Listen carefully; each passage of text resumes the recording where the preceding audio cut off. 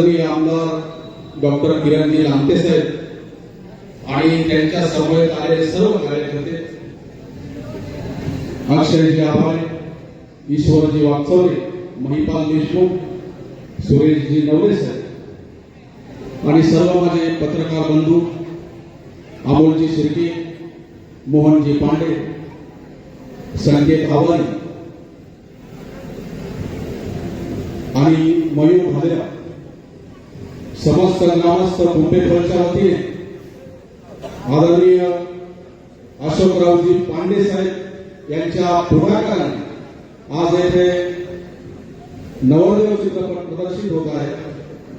नवरदेव चित्रपट प्रदर्शित करण्यामागचा हेतू, आज ग्रामीण भागामध्ये लग्नाळू मुलांची संख्या फार वाढलेली आहे. मुलांना मुली मिळणं अवघड झालेलं आहे.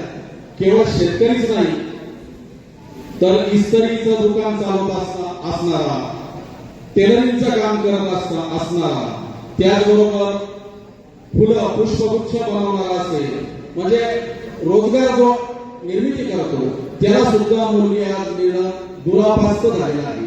या ज्वलंत प्रश्नावर आधारित हा चित्रपट बनवलेला आहे आणि थोडासा प्रवाहाच्या विरोधात हा चित्रपट आहे. म्हणजे कसं की याच्यात मनोरंजन नाही, हा चित्रपट प्रबोधन करणारा आहे. मनोरंजनाचा एखादा कार्यक्रम ठेवला तर सांगावं लागत नाही, ठिकाणाचं नाव लिहावं लागत नाही. लोक तिथं गर्दी करतात आणि 1,00,000-2,00,000 रुपये सुपारी सुद्धा देतात. परंतु आपल्याला समाज घडवायचा असल्या कारणानं, समाजामध्ये चांगले विचार देण्याचा हेतू असल्या कारणानं आपल्याला थोडीशी तकलीफ होणार आहे.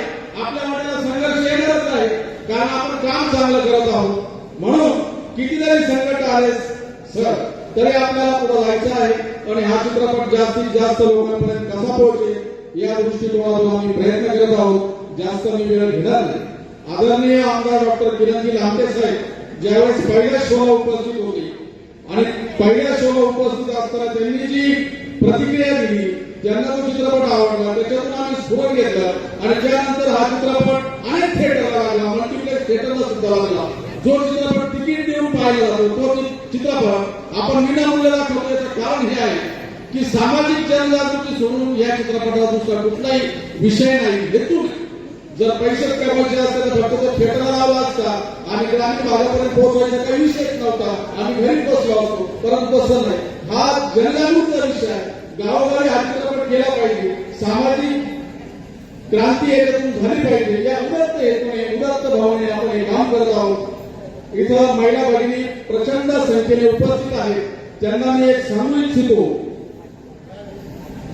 जर तुमच्या घरामध्ये तुमच्या मुलीसाठी किंवा भावाच्या मुलीसाठी, आत्याच्या मुलीसाठी, कुणासाठी जर स्थळ आलं आणि ते जर शेतकरी मुलाचं असेल तर माझी विनंती राहील, आमदारांसमोर बोलतोय, अजिबात नाकारू नका, शेतकरी मुलाला नाकारू नका. आणि दुसरी गोष्ट, आपण काय म्हणतो की मुलीला मंगळ आहे, मग तिचं काय करायचं, नागबली करायची, शांती करायची, अनेक विधी करायचे. सावित्रीचे आपण लेखी आहोत, राजमाता जिजाऊंचा वारसा बनणारे आपण आहोत. मग आपण अंधश्रद्धेला खतपाणी का म्हणून घालायचं? विज्ञानाचा दृष्टिकोन आपण ठेवला पाहिजे. मला सांगा, एक मुलगी ज्यावेळेस जन्माला येते, ती जन्माला आल्यानंतर अनेक जबाबदाऱ्या पार पडत असते.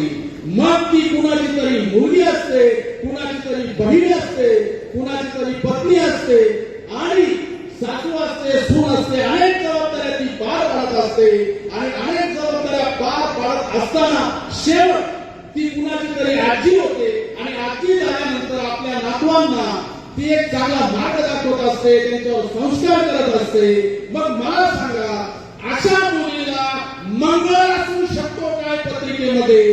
जी स्वतः शक्तिशाली आहे, जी स्वतः देवीचं रूप आहे, तिला मंगळ कसा आहे? हा बुद्धिभेद जो आहे, आपल्या बुद्धीची शांती आपण अगोदर केली पाहिजे. आपण विज्ञानवादी झालो पाहिजे. म्हणून तुम्हाला माता भगिनींना एकच सांगायचं आहे की पत्रिका बघू नका. कारण मी माझ्या आयुष्यामध्ये आजपर्यंतच्या पत्रकारितेमध्ये अनेक असे स्थळ बघितले की ते फक्त पत्रिकेवर नाकारले गेले आहे की मंगळ आडवाला, अमुक आडवाला, काहीच नसतं. आपल्या जीवनाची भाग्यरेषा आपलं कर्तृत्व ठरत असतं, आपली मेहनत ठरवत असते. म्हणून मेहनतीला प्राधान्य द्या.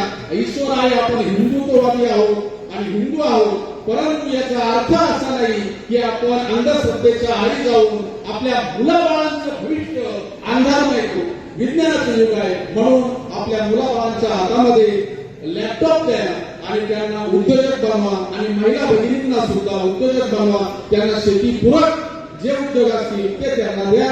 आणि जर शेतकरी मुलाचं स्थळ आलं तर त्याला नाकारू नका, त्याला पहिली पसंती द्या, कारण भविष्यामध्ये शेतीला चांगले दिवस येणार आहे.